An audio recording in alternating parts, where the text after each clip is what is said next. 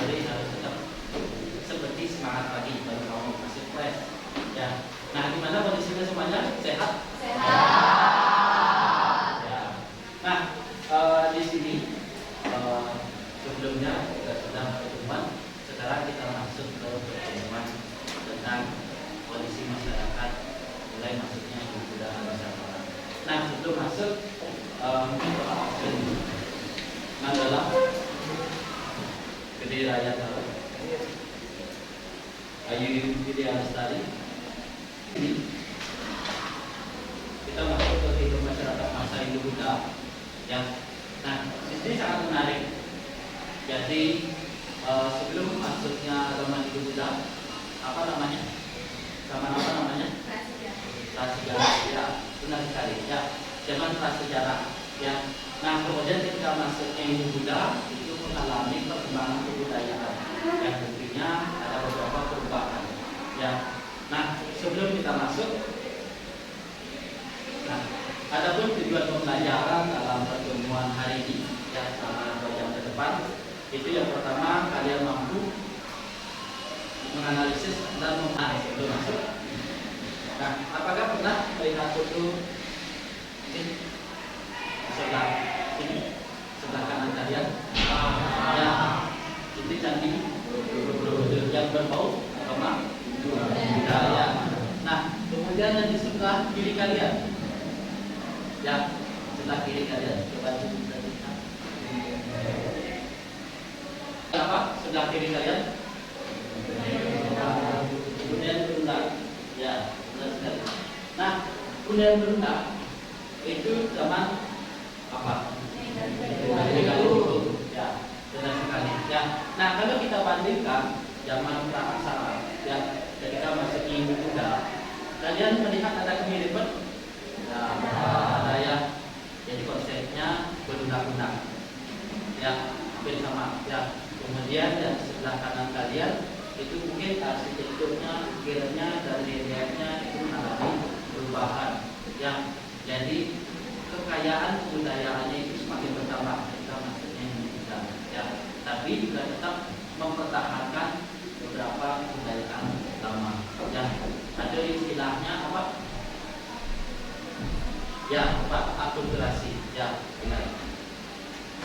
Kemudian, jadi ada pertanyaan. Bagaimana pendapat kalian melihat peninggalan sejarah tersebut? Nah, mungkin, ya, silakan. Saat teknologi Indonesia belum maju sekarang, menurut saya arsitektur zaman dulu sudah termasuk ke tingkat yang mengagumkan. Ya. Karena mereka mampu membangun candi yang sudah bergerak dengan ukiran yang menurut saya rumit dan memiliki nilai seni yang sudah diakui dunia. Ya, tepat sekali. Luar biasa. Tepuk tangan dulu.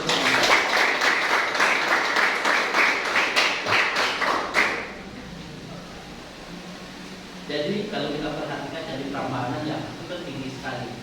Ya, apalagi Borobudur itu pernah masuk ke bagian 17 keajaibannya. Ya, itu luar biasa sekali. Dan jadi dengan pikiran sendiri yang lupa yang sangat bagus sekali, bangunnya sangat besar sekali. Itu zaman itu sudah bisa melakukannya. Ya, berarti kalau kita bisa simpulkan Indonesia itu bukan negara yang artinya orang bilang kalau ada negara yang memiliki amplop dan sebagainya. Justru dulu itu juga memiliki kekayaan sangat luar biasa sekali, teknologi yang juga sangat luar biasa sekali, keilmuan yang sangat luar biasa sekali. Ya, lalu kita melihat bangunannya. Ya, mungkin sekarang orang bisa membuat gedung pencakar langit, tapi di sini juga sudah bisa. Mungkin candinya seperti ini dengan diberinya sedikit rupanya. Ya, dan pertanyaannya sekarang, bagaimana proses masuknya agama Hindu-Buddha ke Nusantara? Ya, nah di sini kita mengenal beberapa teori. Ini adalah teori Brahmana, teori Waisya, teori Satya, teori Buddha, dan teori apa? ya, kalian silakan. Teori Brahmana, teori Waisya, teori Satya,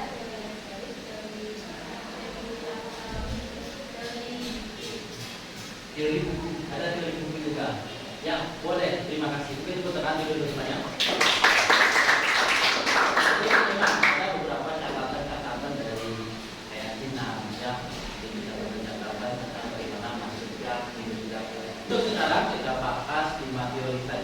Yang pertama itu teori Pramana, kemudian teori Waisya, teori Kesatria sudah dan harus balik seperti kata-kata. Ya, nah, jadi kemarin kan sudah bentuk kelompok, ya, jadi kelompok sebelumnya sudah bentuk kelompok. Nah, sekarang ya.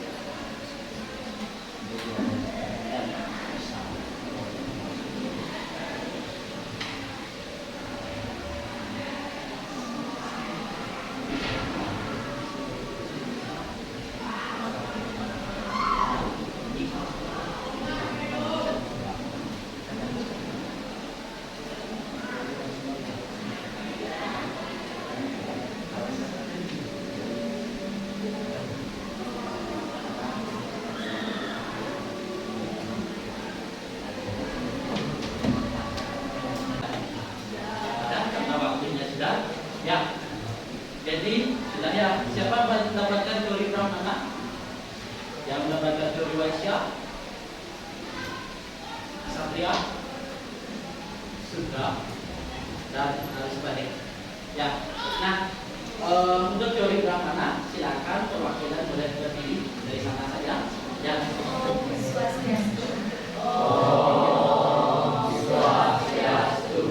Selamat pagi semuanya. Tentunya saya di sini ingin mempresentasikan tentang teori Pramana. Sebelum itu, saya akan memperkenalkan diri terlebih dahulu dan rekan-rekan saya. Perkenalkan, saya Udara Pratigi dan Bu Chandra, Bagus Ratnyana, dan IGD Rata Widata. Baik, saya akan melanjutkan presentasi ini. Keragaman budaya di Indonesia sudah dikenal oleh banyak orang, baik itu dalam bahasa dari luar negeri maupun dalam negeri. Selain itu, keanekaragaman budaya di Indonesia ada juga yang merupakan akulturasi dari budaya lain. Salah satunya yaitu negara India.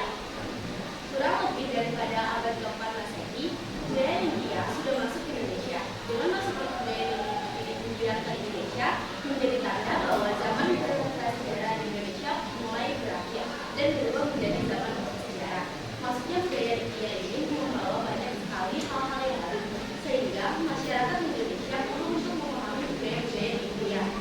Hal-hal baru dibawa dari budaya India seperti agama, adat istiadat, dan bangunan. Teori Pramana. Teori Pramana adalah salah satu teori yang mencoba menjelaskan bagaimana ada kebudayaan hidup Buddha masuk ke Indonesia. Teori ini menganggap bahwa peran utama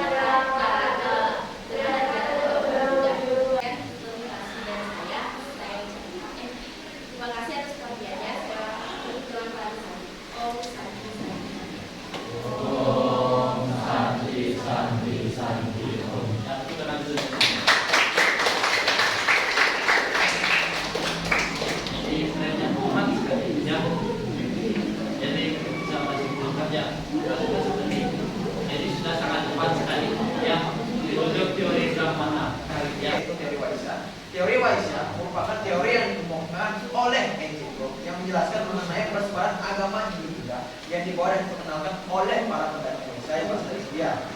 Para pedagang tersebut awalnya berdagang di Nusantara untuk mencari pendapatan dari hasil yang mereka jual kepada para penduduk sekitar. Dapat akhirnya karena mereka berhasil menjual dari para penduduk, mereka bisa berinteraksi dan memahami kondisi kehidupan masyarakat Nusantara. Karena interaksi itulah para pedagang mendatangi Nusantara sekaligus memperkenalkan agama dan kepercayaan mereka kepada masyarakat. Kemudian kelebihan dari teori ini yaitu dalam melakukan transaksi jual beli, para pedagang asal India juga membawa budayanya. Tentu melakukan interaksi dengan masyarakat lokal. Interaksi yang berjalan dengan baik dan membuat lancar urusan bisnisnya. Teori ini juga diperkuat dari banyaknya aktivitas para pedagang dari berbagai negara yang datang ke wilayah lainnya untuk berdagang sekaligus menyebarkan agama kepada masyarakat. Sehingga para pedagang dapat beradaptasi dengan kehidupan masyarakat dan masyarakat dapat menerima kehadiran dari para pedagang tersebut. Kemudian ada juga kelemahan dari teori tersebut. Pada teori Waisya ini, pada penyebaran agama, para pedagang India belum memahami bahasa Sanskerta dan bahasa Palawa yang dimana digunakan pada bahasa utama dalam agama tersebut, sehingga membutuhkan orang yang memiliki keahlian khusus untuk membacanya. Sekian dari presentasi yang dapat saya bawakan dengan kelompok saya. Akhir kata saya untuk dengan para musafir. Om Santi Santi Santi Om. Assalamualaikum warahmatullahi wabarakatuh. Salam budaya, salam sejahtera. Beneran jadi. Untuk kesimpulannya, ya, jadi sudah merangkum sangat sesuai sekali. Ya, silakan. Ada pertanyaan sebenarnya. Ya, kemudian kelebihannya juga kekurangannya. Ya, jadi memang hubungan Nusantara dengan India maupun negara-negara yang lainnya itu memang benar kita bisa dilepaskan dari Waisya atau para pedagang. Ya, itu memang kita bisa dilepaskan dan itu bukti-buktinya memang sudah sangat tersebar. Nah, kemudian juga kelemahannya, yang kelemahannya tepat seperti yang dikatakan tadi. Yang kelemahannya kalau kita merujuk dari bukti-bukti yang kebenaran ini kita temukan dan ditemukan di Kutai yang di uang prasasti apa? Dipa. Dengan tulisannya apa? Kalau kita ada bahwa ya.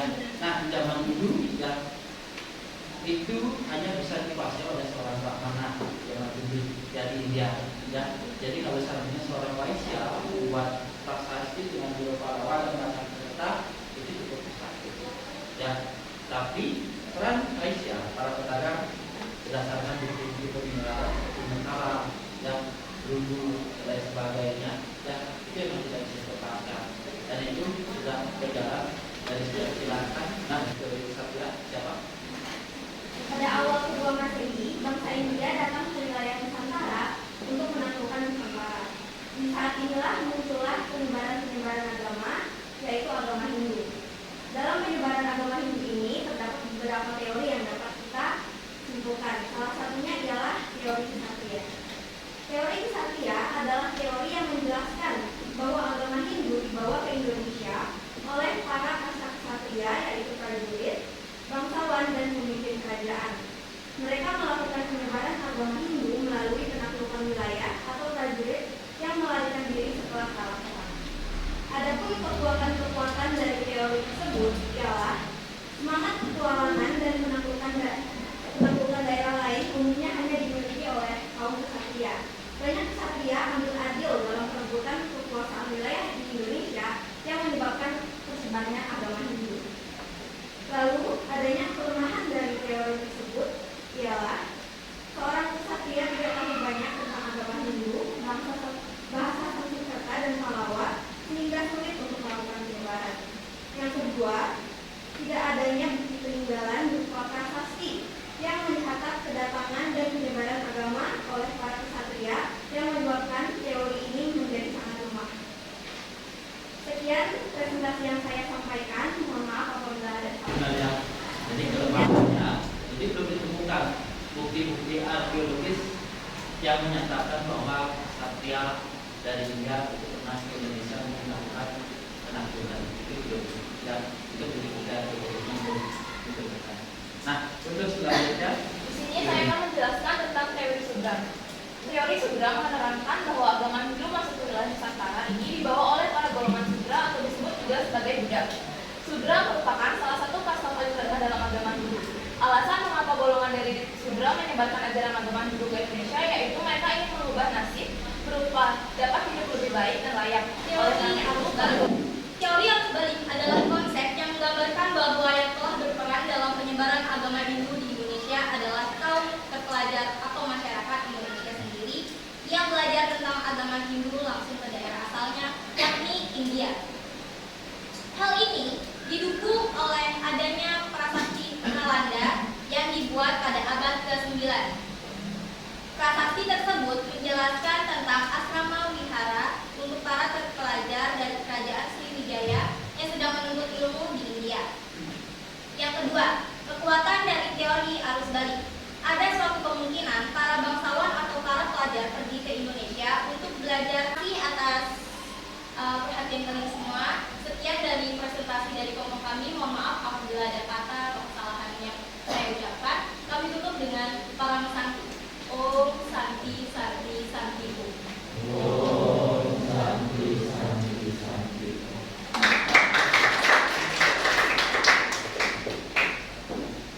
Ya, jadi tadi teori arus balik. Ya. Nah, seperti yang dikatakan tadi temannya, ya, teori arus balik juga didasarkan dari teori Brahmana maupun Vaisya. Ya, jadi kalau menurut Bapak itu merupakan perpaduan dari kedua teori tersebut. Ya, jadi bukan teori Vaisya.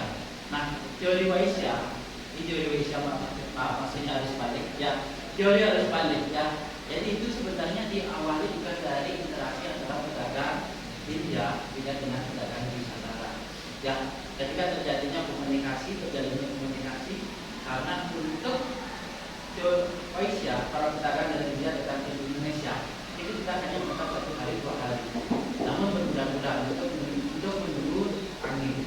Ya, karena zaman dulu itu menggunakan perahu layar, ya, jadi memanfaatkan angin, jadi menunggu angin untuk mengarah ke negaranya. Kemudian teori manakah yang paling kuat? Mungkin ada proses pendapatnya. Ya, silakan berdiri. Menurut saya teori yang paling kuat yaitu teori Vaisya dan teori arus balik. Tapi di sini saya memilih teori arus balik karena menurut saya interaksi yang dilakukan oleh para pedagang atau masyarakat yang datang dari India sangat memungkinkan untuk melakukan penyebaran terhadap masyarakat yang ada di Indonesia karena komunikasi yang mereka lakukan bukan hanya terjadi dalam jangka waktu yang pendek, bisa berbulan-bulan. Belum lagi kepala-kepala suku yang ada di Indonesia yang tertarik untuk menjelajah ke India merupakan suatu hal yang bisa mendukung bahwa teori arus balik merupakan teori yang paling kuat.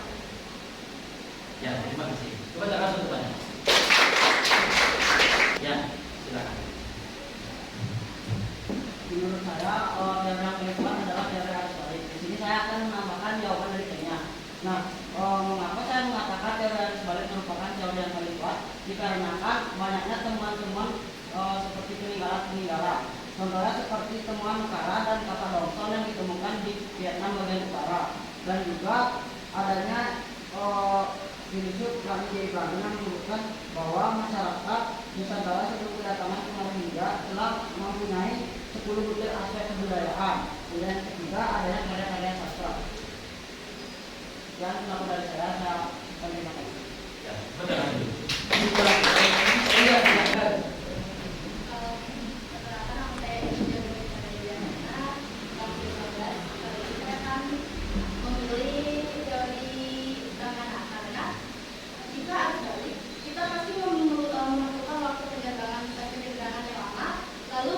Mempelajarinya itu sangat lama. Berangkat sendiri saja mempelajari satu kata dan akar-akar lainnya itu membutuhkan waktu yang sangat lama. Itu membuat Indonesia masyarakat Indonesia yang datang berkunjung itu mungkin belum bisa menggunakan bahasa India tersebut. Dia perlu mempunyai keahlian dalam berbahasa India. Kemudian di Brahmana itu Indonesia mungkin belum mendapatkan informasi karena teknologi kurang canggih. Jadi masyarakat Indonesia yang ke India tersebut belum mengetahui di mana biasanya Brahmana berada, dan juga kemungkinan masyarakat Indonesia yang datang tersebut belum bisa belajar dengan benar mengenai India dan juga tempat-tempat India itu di mana saja. Ya, terima kasih. Pertanyaan dulu banyak. Jadi kalian yang berani mengambil Brahmana, ya. Tapi masalah apa yang dikatakan, ya. Jadi kalau ketika orang Nusantara ke India itu juga butuh memakai ilmu agama. Jadi bagaimana dengan bahasanya, bagaimana dengan cara komunikasinya, ya. Nah, mungkin ada yang menanggapi bagaimana pendapat temannya. Bagaimana? Lagi satu, ya, silakan. Pak, begini Pak. Ya, silakan. Saya ingin menanggapi dari pendapat dari Chandra. Saya kurang setuju bahwa teori Brahmana tersebut merupakan teori yang paling kuat. Dikarenakan pada pelemahannya teori Brahmana dilarang menyeberang lautan. Menurut saya seperti itu. Menurut saya itu mungkin bukan semua Brahmana mengikuti menganut yang benar-benar mengikuti aturan tersebut. Bisa saja ada beberapa Brahmana yang menyeberangi lautan ke Indonesia karena tidak terlalu percaya dengan kesucian tersebut. Ya, silakan. Ya, bagus sekali. Ya, mungkin selain Nanggala dan sana ada mungkin. Ya. Menurut saya kurang setuju dengan pendapat CC tentang bagaimana teknologi di zaman dulu Indonesia belum terlalu canggih sehingga mereka belum punya kemampuan untuk mengetahui India lebih lanjut. Karena kan zaman dulu sudah ada banyak buku-buku maupun prasasti yang berisi tentang ilmu-ilmu sastra dan lainnya yang menunjukkan tentang banyaknya ilmu tentang negara luar, dan di sini juga pastinya ada ilmu-ilmu tentang negara India, sehingga kepala-kepala suku yang datang ke negara India tersebut dapat menggunakan ilmu yang mereka pelajari di Indonesia untuk menjelajahi dan melakukan eksplorasi di negara India untuk mempelajari hal-hal yang harus mereka pelajari di India untuk menguatkan kekuasaan yang ada di Indonesia. Ya, terima kasih. Ya, jadi teori mana yang paling benar? Ya, ingat proses masuknya Hinduisme itu tidak berlangsung 1 tahun, 2 tahun, 3 tahun, tapi berlangsung berabad-abad. Ya, tentunya peran Brahmana kemudian peran Vaisya itu sangat penting sekali. Ya, terlebih Vaisya dalam kesadaran itu sangat penting sekali. Kemudian ya, Brahmana itu juga sangat penting karena keilmuan agama yang bisa mendesain, yang menyesuaikan dengan apa yang sudah ada di Nusantara, kemudian memasukkan budaya Hindu sehingga terjadinya akulturasi. Itu butuh ilmu kelas Brahmana di zaman dulu. Ya, itu Brahmana itu sangat penting sekali. Ya, begitu pun Vaisya, ya, untuk melakukan komunikasi. Ya, jadi teori arus balik mengambil tengah dari keduanya. Ya, jadi bagaimana hubungan Vaisya dengan penguasa lokal dan lakukan ke sana, tentu juga ada interaksi pasti ke sana. Ya, karena ingat interaksi antara Nusantara dan luar itu sudah biasa terjadi. Jadi kita kemudian orang Indonesia itu pergi ke India dan kemudian balik lagi, tidak untuk kemungkinan itu sangat memungkinkan terjadi. Ya, dan memungkinkan juga seorang Brahmana itu melakukan perjalanan ya ke Indonesia, sangat memungkinkan juga. Ya, nah kurang lebih itu saja. Nah, tanya lagi. Ya, silakan. Jadi menurut saya pasti yang saya sebut, Ya. menurut saya kalau memang benar harus balik, kenapa teori Sudra dan Vaisya itu tidak benar? Karena kan kalau aku balik aja bisa, kenapa Satya dan Vaisya tidak bisa gitu? Satya dan Vaisya tidak bisa. Ya, terima kasih sekali pertanyaannya. Luar biasa. Ya, Sudra. Ya, kalau kita berbicara ya masalah kekuatan, ingat ketika kita belajar sejarah ya itu harus ada beberapa bukti sumber. Ya, ingat yang pertama ada sumber benar, ya, kemudian sumber tertulis dan sumber tulisan, ya. Jadi itu ketiganya harus menguatkan, ya. Jadi kalau seandainya ngambil sudra, ya, bukti-bukti tertulis arkeologis itu tidak ada, ya. Jadi itu tidak bisa dikatakan sebagai fakta sejarah, tidak bisa, ya. Kemudian kesatria juga sama, ya. Peninggalan arkeologis di Nusantara di Indonesia itu sudah ditemukan, ya, kesatria itu sama tidak ditemukan, ya. Mungkin ada beberapa catatan ditemukan, ya, sebenarnya mungkin ada beberapa catatan, tapi peninggalan arkeologis tadi tidak ditemukan, ya. Kemudian kesatria apalagi itu tidak ditemukan di Nusantara. Catatannya pun bagaimana kalau penjelasan kesatria itu kalau tidak salah itu ada pada saat kita berbicara tentang sejarah Ramayana dan Mahabharata itu catatan di atas, yang bagaimana perjalanan, ya, ke Nusantara itu ada beberapa catatan di sana. Cuman untuk teori masuknya Hindu Buddha tentang kesatria tidak ada. Jadi kalau kita pakai sebagai fakta sejarah itu lemah, ya, karena harus terpenuhi benar tertulis bisa, karena tidak benar dan tertulis, dan juga ada bukti-bukti primer, ya, dan catatan memang ditemukan pada saat itu. Ini untuk penilaian diri, ya, silakan bisa diisi sesuai dengan catatan diri.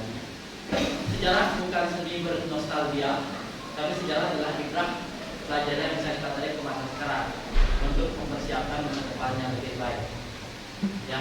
Apalagi kita kenal namanya jas merah, kita tidak kata-kata Soekarno, jas merah, jangan sekali-sekali meninggalkan sejarah. Jadi kata-kata jas merah itu mengingatkan kita, ya, bahwa Indonesia memiliki kebudayaan sangat besar, yang jangan sampai ke barat-barat, jangan sampai kita mabuk dengan budaya luar, ya, tapi lestarikan budaya kita ada, karena itu sangat memiliki kekayaan sangat luar biasa sekali, ya. Ini sejarah dengan kata-kata ini, ya. Jadi kalau kita mampu belajar sejarah dengan baik, kita mampu persiapkan masa depan dengan baik, ya. Sudah, mungkin itu saja untuk pertemuan hari ini, ya. Terima kasih banyak. Ada pertanyaan mungkin, ya, karena sudah waktu, silakan bisa buat di rumah pertanyaannya, nanti bisa ditanyakan di pertemuan selanjutnya. Sana.